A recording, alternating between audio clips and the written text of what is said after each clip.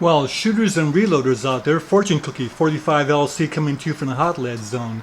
And tonight we're going to answer the question, Starline rifle brass. Specifically the 4570. Now let's do a review on this brass. It looks like pretty good brass. And it certainly is reasonably priced like Starline brass usually is. Get high quality and a reasonable price equals high value. Well, let's go ahead and check this brass out to see how good it is. Now, it's half the cost of Lapua brass. And Lapua doesn't make 4570 anyway, but let's see how good this Starline 4570 brass is for our use. Well, first let's just go ahead and randomly take out 20 cases.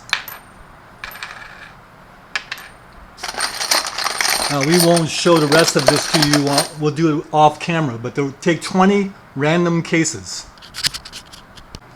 Well, first of all, a physical exam.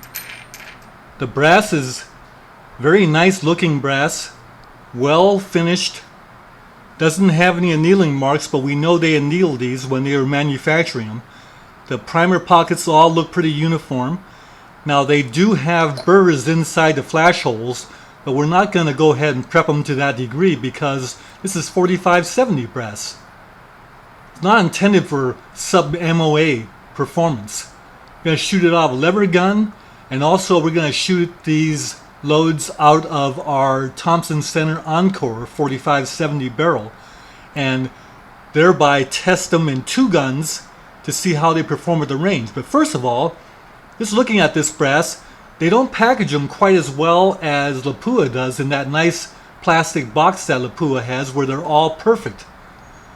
There are some little mouth dings on some of these, but they'll straighten out very well when we run them through the resizing die and the neck expander die.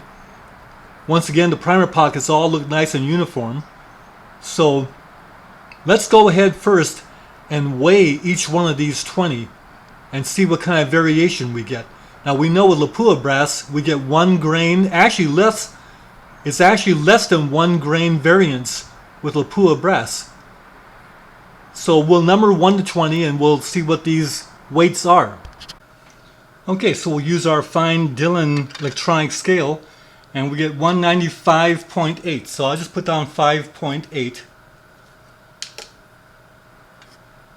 And then the next one is 4.5, and the next one 5.4. So anyway, we'll go ahead and do 20 of them. Well, shooters and reloaders out there, to say I'm impressed by the Starline brass is to say the least, because when it comes to weight, what we have here are 20 random cases. The high was 195.9 grains. The low was 194.4 grains. Extreme spread was only 1.5 grains. That's not bad.